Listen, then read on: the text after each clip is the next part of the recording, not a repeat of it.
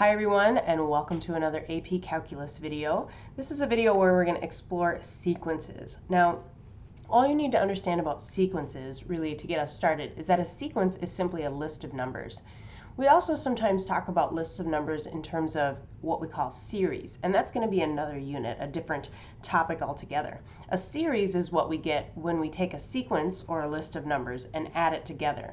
Here, in this unit, we're just going to discuss sequences, lists of numbers. Now, sometimes these lists of numbers have patterns that can be described by equations, and sometimes they can't. And sometimes they're just patterns that are described by, a certain type of equation where we can say, hey, we're going to take a term and add a number to it to get the next one.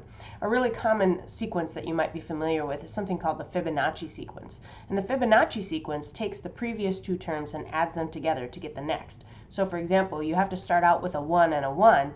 The next term would be a 2. And then after that, you would take 2 plus 1 and you'd get 3. And then 3 plus 2 makes 5. 5 plus 3 makes 8, and so on and so forth.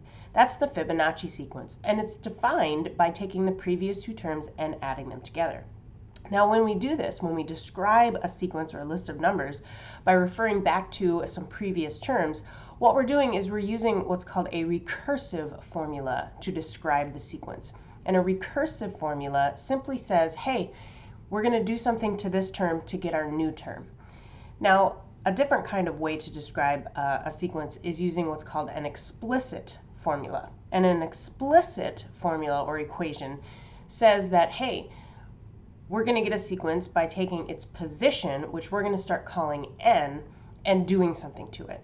So, for example, if we look at what we have here, we've got two different sequences here.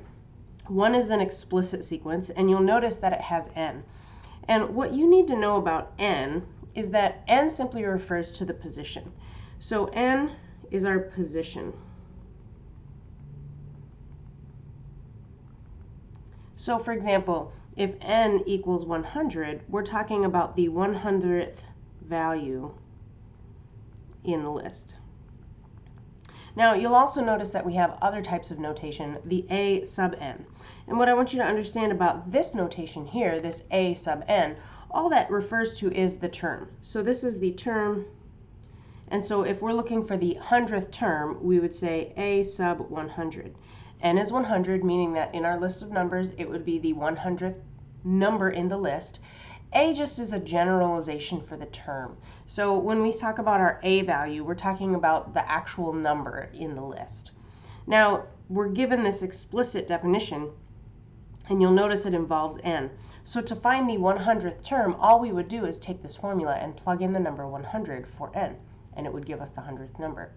A nice thing about an explicit sequence or an explicitly defined sequence is that all you need to do is say, hey, if you want the 8th term, just plug in the number 8 for n, and it gives it to you. When we use the word explicit, the definition of that word means that something is very spelled out. It's very obvious. Oftentimes we use it to describe language in a negative way. If something has explicit lyrics, it means that the lyrics don't leave anything to the imagination. They're using foul language and things like that to describe something.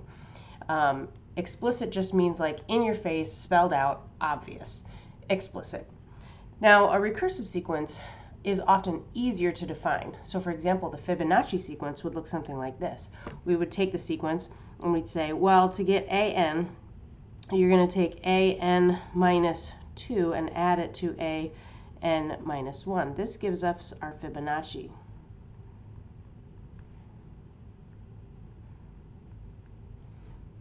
So to get a Fibonacci sequence, you just take the two previous terms. So you'll notice an just means if n was 3, if I want the third term, n minus 2 would be a1, n minus 1 would be a2. So the notation just tells us a position. You take the first and the second term to add it together to get the third. Now, the tricky part about a recursive sequence is that we need to give some numbers to start with. So for example, in the Fibonacci sequence, because it requires two terms, the first and the second, in order to get the third, the second and the third in order to get the fourth and the fifth in order to get the sixth. Because the Fibonacci sequence requires two terms, you would need to supply the first two terms. So you'd have to say, A1 equals 1 and A2 equals 1. That's how the Fibonacci sequence starts. So with a recursive sequence, you always have to give the first term, or potentially the first few terms if your equation involves more than one term. Now this recursive sequence here that's given here, I use the letter B just to make sure that you understand that it's different than the explicit sequence we were looking at. It really doesn't matter, A, B. All it means is, hey, this is a term, it's a number in our list. So our recursive sequence, this is an example where I give you Bn equals Bn minus 1. So if I want to find B2, Bn minus 1 would be B1 plus 2. Now I also give you that B1 is 4. So if I wanted to write out the first few terms, as we're about to do, I would need to start with 4, plug it in, and do 4 plus 2, and the next number in the sequence would be 6. Now the tricky part of recursive sequences is that in order to find the 100th term, I would need to list out 99 numbers to get to that 100th term. So recursive sequences are not helpful in finding terms later on, but what it is nice about is that recursive sequences are often easier to come up with than, say, an explicit sequence. And it is possible to take some sequences and to write explicit sequences and recursive sequences. You can define them both ways. So let's take a look at what happens when we want to go ahead and write out our list. So for our explicit sequence here, A1, I want to write out the first 4 terms. A1 is going to be negative 1 to the 1 power, 1 squared plus 1. Well, negative 1 to the 1 power is negative 1, so I get negative 1/2 for my first term. So A2 looks like this. And when I plug it in, that becomes a positive 1 over 5. A3 is going to be negative 1 to the 3rd power, and then we'll have 3 squared plus 1. That's going to be negative 1 over 10. And then my 4th term is negative 1 to the 4th power over 4 squared plus 1, or 1 over 17. You'll notice that here the signs alternate. This is what we call an alternating sequence. Now, when I look at my recursive sequence, I'm already given the first term. So my second term is simply 4 plus 2, or 6. B3 would be 6 plus 2. I take the previous term and plug it in. So I get 8, and we can kind of see the pattern developing. Oh, 4, 6, 8, 10. So we could actually write this as an explicit sequence. It's simply taking a number and adding 2. And this, this type of sequence, when we add a number to it, is a special kind of sequence that we're going to talk about here today called an arithmetic sequence. And what an arithmetic sequence is it's a sequence where we just continue to add a number. And we're going to find that arithmetic sequences can be defined both explicitly and recursively. So for example, here we would say that, an, my nth term, is simply going to be, well, we're going to take 4, our first term, and we're going to add to it 2 however many times, n minus 1. So for example, when we're looking at the first term, we would get 2 times 0, and so we'd be able to say, well, hey, A1 is 4 plus 2 times 1 minus 1. Oh, A1 is in fact 4. To get A2, we would say, well, it's 4 plus 2 times 2 minus 1.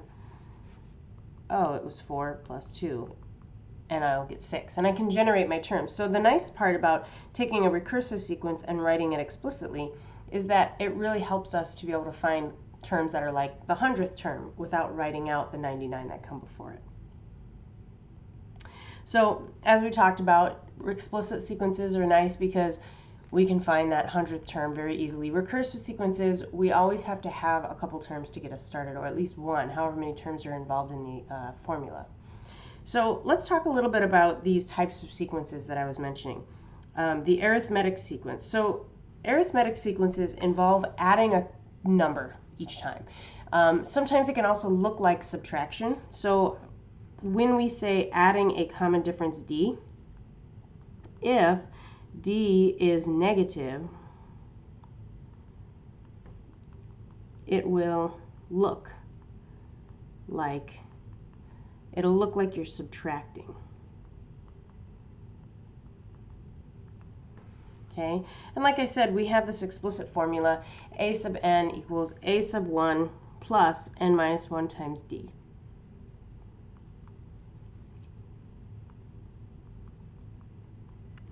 So D is whatever you're adding or subtracting each time. So if you end up subtracting, D would be that negative number. So the recursive sequence looks like this. an equals an minus 1, the previous term, plus that common difference, whatever you're adding. You have to also give that first term. So for example, consider this sequence here, -5, -2, 1, and 4. Hopefully you can see here that what we're doing here is we're adding 3 each time. Okay, so our common difference D then is +3. So what is the recursive sequence for the formula? Well, I have to give the first term, a1 equals -5. And then I'm going to say this, an equals an minus 1, the previous term, plus 3. So there's my recursive formula. Remember, there's always 2 parts. You have to give that first term. The explicit formula is this, an equals the first term, -5, so that's this. This is a1, plus 3 times n minus 1. And I'm just going to leave it like that. You can also simplify it. It's okay. It doesn't really matter. But if you simplify it, you end up getting a formula that looks like this. an equals 3n minus 8. It looks a little bit differently, but, you know, it is what it is. And then when we find the 9th term, here we definitely want to use that explicit formula. So a9 equals -5 plus 3 times 9 minus 1. I would just stick with this and I wouldn't bother simplifying. It's a little easier. Just all you're going to do is plug it in. And I don't require you to simplify, and neither does the AP exam. So this becomes 3 times 8.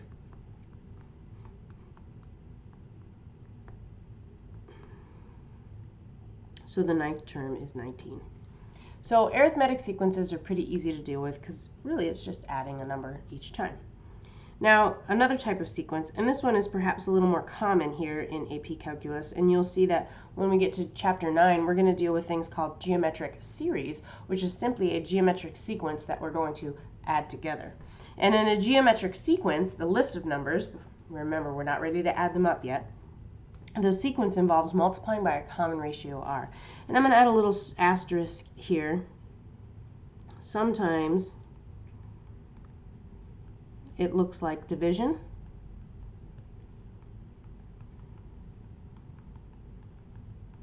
So for example, if you have 1, 1/2, 1/4, 1/8, etc. Here, if it looks like you're dividing by 2 each time,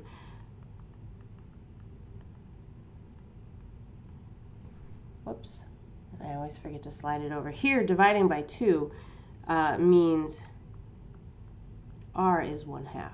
So when we're dividing by a number, we just need to remember r will become a fraction. So it's the same as multiplying by 1/2, multiplying by that reciprocal. So let's take a look at a couple things. My explicit formula for a geometric sequence looks like this. an equals a1, the first term, times r to the n minus 1. The recursive formula looks like this. You're just simply taking the previous term and multiplying it by r. And so our example that we have here is 1, -2, 4, -8, 16.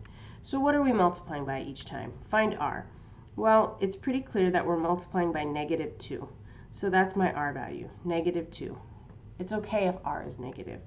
What is the recursive formula? Well, the recursive formula, we're going to follow our format here. I'm going to give a1. a1 is 1, and an equals an minus 1 times -2. And I'm literally just going to plop it in. Or I can rewrite it as -2 a n minus 1. Now the explicit formula looks like this. I'm going to plop it in. So right here is what I'm looking at. Equals a1. Well, a1 was 1. And then r is -2 to the n minus 1. So just negative 2 to the n minus 1. Now, sometimes when I have a negative inside, one of the things we want to be able to do for the future reference is to be able to extract the negative. We're going to find out later on that when we start dealing with geometric sequences and we start adding them up and calling it a series, remember, a series just means we're taking a sequence and adding it together. So when we start dealing with series and we start exploring geometric series or other types of series, sometimes when we have this geometric pattern of a negative number to a power, sometimes what I want to be in the habit of doing is removing the negative 1. And when I do that, I'm going to give it its power, and then I'll have 2 to the n minus 1. So I want to remember that this is something I can do. Now the reason why I want to remove it is because this is called an alternator. Now this is my word for it. I call it the alternator, and what it does is it creates this positive-negative alternation. And what we want to always make sure of is that when I deal with my first term, when n is 1, to find that first term, I want to make sure that when I plug 1 in, I get the right term. So my alternator, I want to always just kind of double check it. Now when I plug in 1, I get 0. Anything to the 0 power is a positive 1. So my first term here is going to be positive 1 because I'll have negative 1 to the 0 times 2 to the 0. That's going to be 1 times 1. It's going to give me 1. So I'm going to start out okay. Now when we take the alternator out, 9 times out of 10, it'll just have the same power as our other one. But there are going to be some cases where maybe we just need to make sure we think about things when we're dealing with our exponents. But essentially, this is my geometric series, both with and without the alternator removed. I'm not going to require one or the other for the test here. I just want us to start getting familiar with this because as we move forward, it will become a critical skill that we'll need to do. Now to find my 10th term, I am going to just use my explicit formula, and I'm going to plug in negative 2 to the 10 minus 1.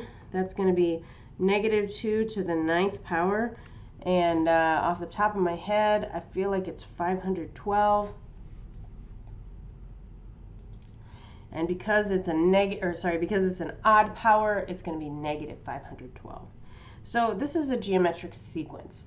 Now, those are the two really common types of sequences. So arithmetic, we're adding, arithmetic adds, geometric multiplies. Sometimes, though, we'll have sequences that don't fit either one of these patterns.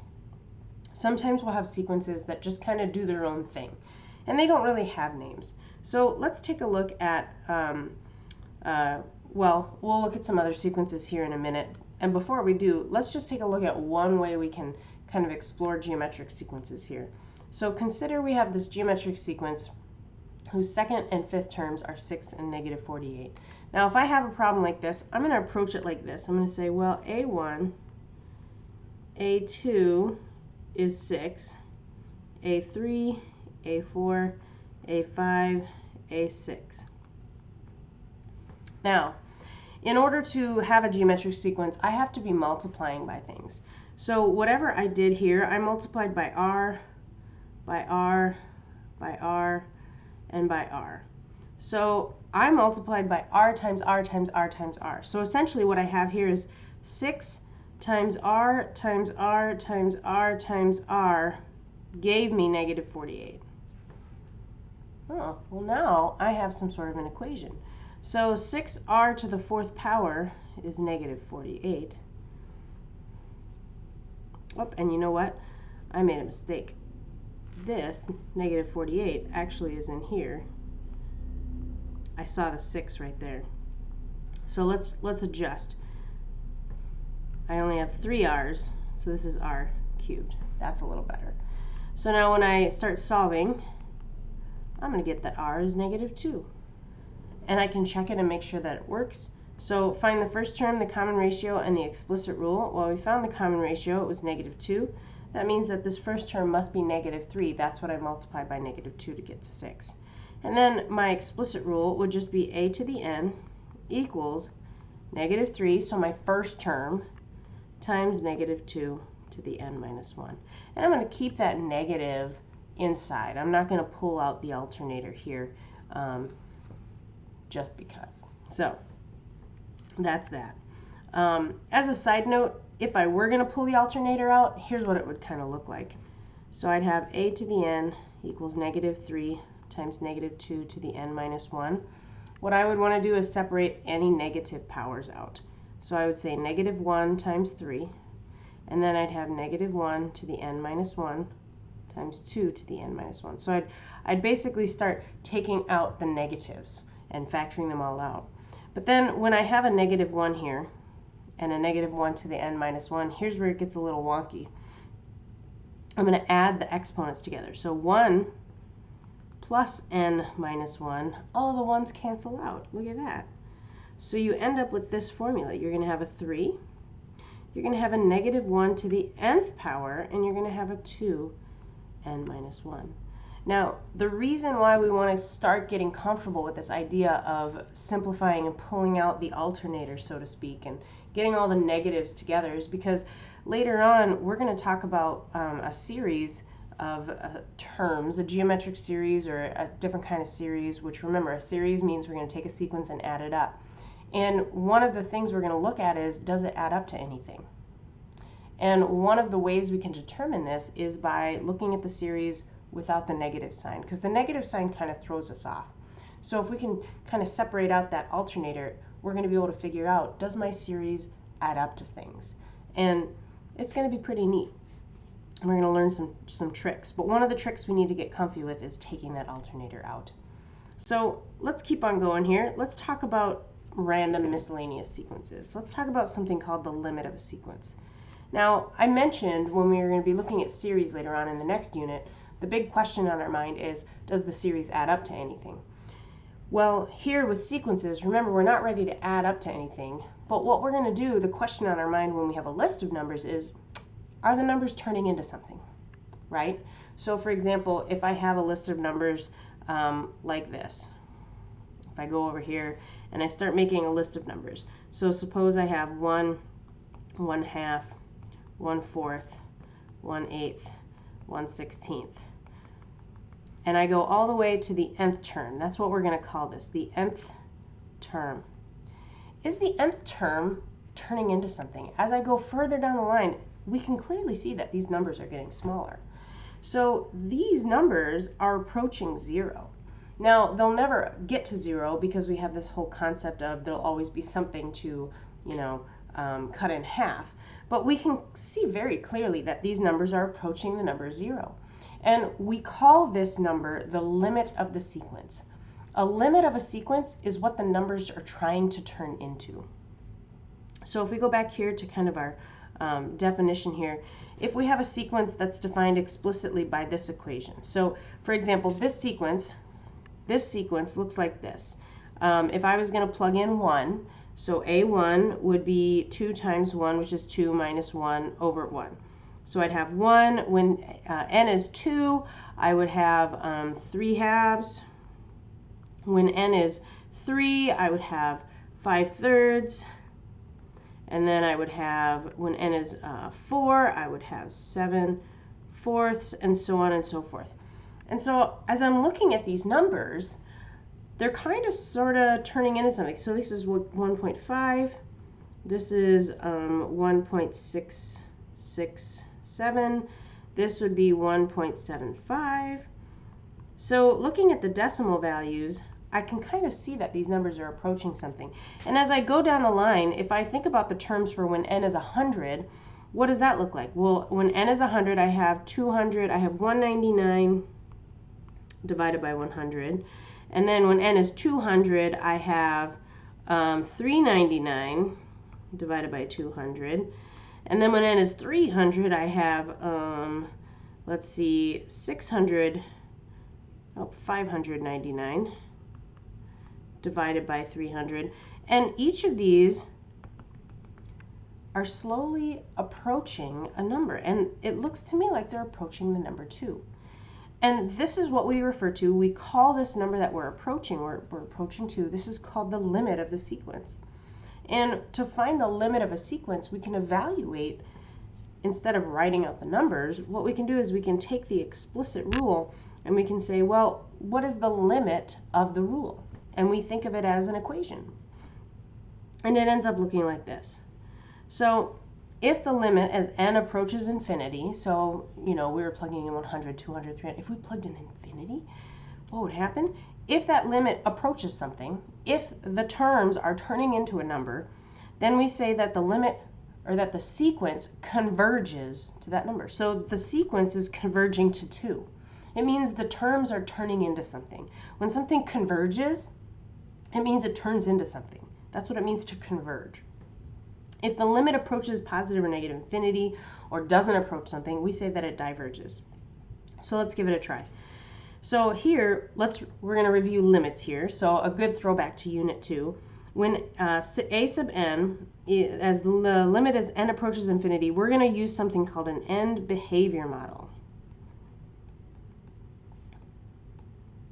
And what an end behavior model does is it takes the two biggest terms and it simplifies them. So really, we're going to find the limit as n approaches infinity of 2n over n. Well, the n's are going to cancel out. So guess what? The limit is 2, just like we said. So instead of writing out the terms to see what they turn into and taking a guess, we can actually find the limit. And the limit as n approaches infinity is this number 2. So now let's take a look and see a couple, different sequences here. We're going to decide, does it converge? In other words, do the terms turn into something? When I do the limit, does something happen? Or does it diverge? Does it turn into something else?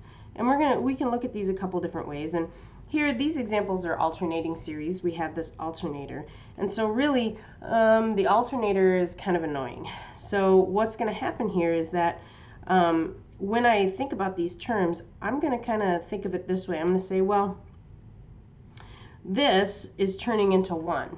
So basically what's happening here is that this alternating series, if I kind of even just write out the terms, the limit as n approaches infinity of just the n minus 1 over n is 1. But since we have negative 1 to the nth power, what happens is you end up with terms like this. So your first term is going to be 0. Your second term, when n is 2, is going to be 1/2.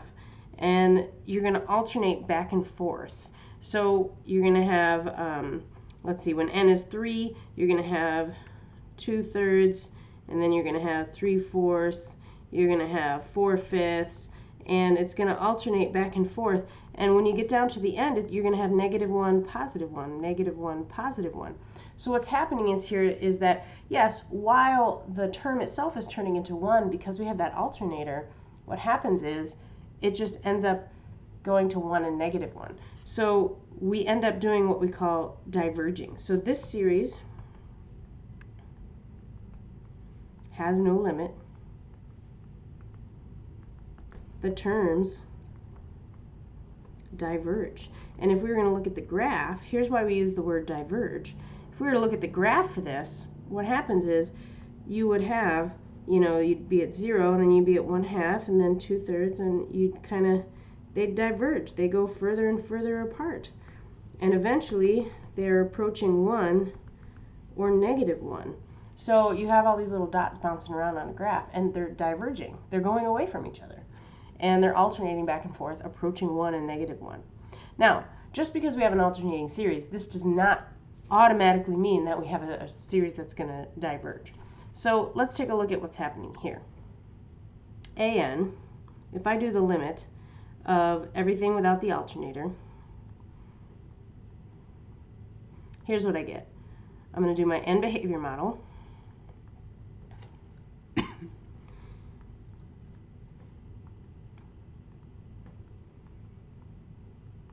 Oh, so this limit is approaching 0. Interesting. Now here's what happens. The alternator, if I actually look at what the terms are and what happens as I start to list out more and more terms, what I'm going to see is that, yes, they will alternate, they bounce back and forth. However, what happens is they bounce back and forth, but they're approaching 0. One is approaching from the bottom and one is approaching from the top. So let's take a look at what happens and write out a few of the terms here. So when n is 1, you're going to have, let's see, When n is 1, you get 1 over, oh, well, that one's not going to work, so we'll have to start with a different n. Let's let n be 2. This is kind of a bad example. So 2 squared, that's going to be 2/3. And when n is 2, you get a positive. And then when n is 3, you're going to have 3 over 8. And then you're going to have 4 over 15. You're going to have 5 over 24. 6 over 35. And while they are bouncing around, what's going to happen is you'll be up here, this is 1, this is -1, you'll be at 2/3, and then -3/8 and 2. So you are converging, you're approaching that 0 spot.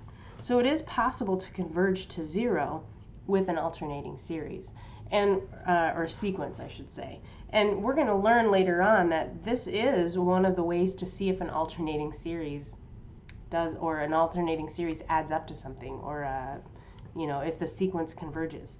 So this is what we call, this is kind of a mix between the nth term test. If our nth term goes to 0, then we're going to see certain things happen. But again, that's for the future, that's for series. But this is kind of the foundation of trying to decide what's happening in the long run. And so if you think about how the numbers are behaving, just because we have an alternator does not guarantee that we're going to diverge. You have to be approaching the same number. You can approach it from above and below and come at it from 2 different ways, but just because it's alternating does not guarantee that it's converging. Remember, converging means that the terms are trying to become the same number. They're all approaching 0. Here, first example, they were approaching -1 and +1 separately. Here in the second example, they're both approaching 0. One from the positive side and one from the negative side. So this is kind of an overview of, you know, series and how they behave. And this is kind of a good little stopping point, just to kind of get the idea of, or sorry, I keep saying series, sequences, lists of numbers. And remember, just to kind of recap, if a sequence converges, it means it's trying to, the terms are trying to become a number at the end. So as n gets bigger and bigger, the terms start turning into the same number. That means the sequence converges. If the sequence does not converge, we say that it diverges. And that means that either I'm trying to become infinity, so my terms are approaching an infinity, positive or negative, or as we saw here with the alternating series, sometimes we'll approach 2 different numbers depending on whether we're positive or negative. So hopefully this is a good overview of sequences for you. The best way to get comfortable with them is just to practice and to review those arithmetic sequences, those geometric sequences, and then those limits of sequences. And hopefully this has been a helpful video for you. The more you practice, the better you're going to get. So keep on going with it. You can do this. You've got this.